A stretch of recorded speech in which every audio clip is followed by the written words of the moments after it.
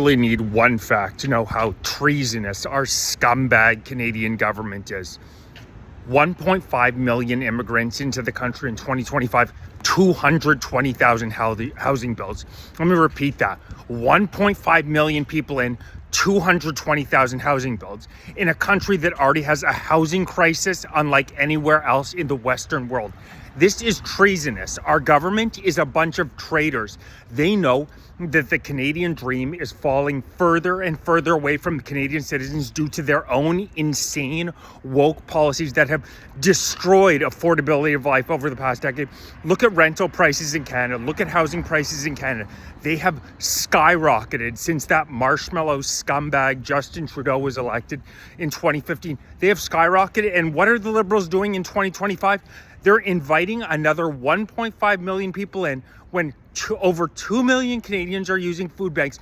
People cannot afford to fucking live in this country. You cannot invite in 1.3 million more people than houses you're building. You traitorous scum.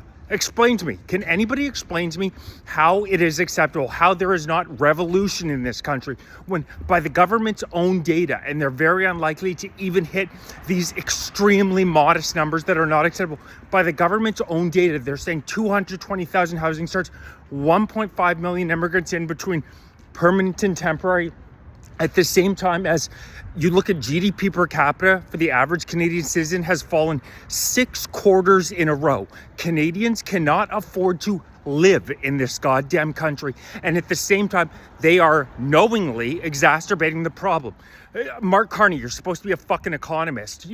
Basic supply and demand. It is an absolute guarantee that if you allow another 1.5 million people into the country, housing prices are going to continue to go up. The number of Canadians, 2 million, who are using food banks is going to continue to go up.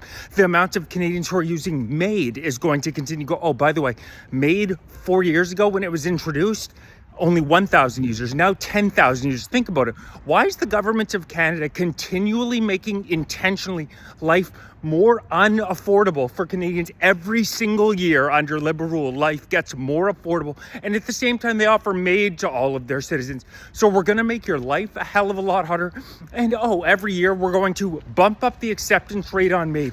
It makes you really think that this is intentional. They are intentionally replacing the Canadian people. What is happening in this country is nothing short of traitorous. Canadians need to stand up and say no. I could cite statistic after statistic after statistic. 70,000 Canadians are needlessly dying due to our overrun healthcare system.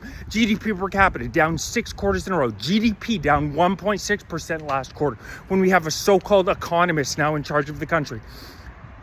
The Liberal government is intentionally making life harder and harder for Canadians to survive because they don't give a shit about us. Frankly, they want us dead. That's exactly what when you look at the facts on the ground, when you look at things objectively, it's the only logical conclusion you can come to when you say they've allowed 8 billion immigrants in a decade, unprecedented numbers, and they continue to allow people to flood in at the same time as they know Canadians are struggling like never before. If we had a government that was representative of the best interest of the Canadian people, their policies would be the exact opposite of what we're seeing right now. We are seeing a government in Canada that is working day and night to make life as miserable as possible for Canadians.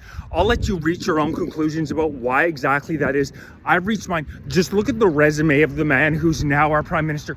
He has spent his entire career at the World Economic Forum, at Davos, and at Brook fucking Field Asset Management, who own $37 billion worth of real estate in Canada.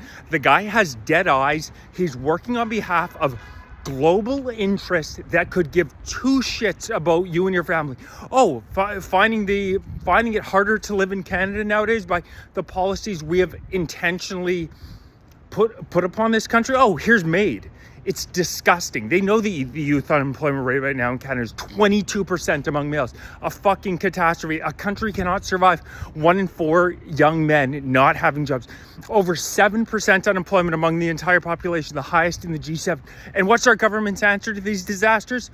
Our government's answer is, more immigrants into the country. Are you effing kidding me? Our government is traitorous. Canadians, wake the hell up.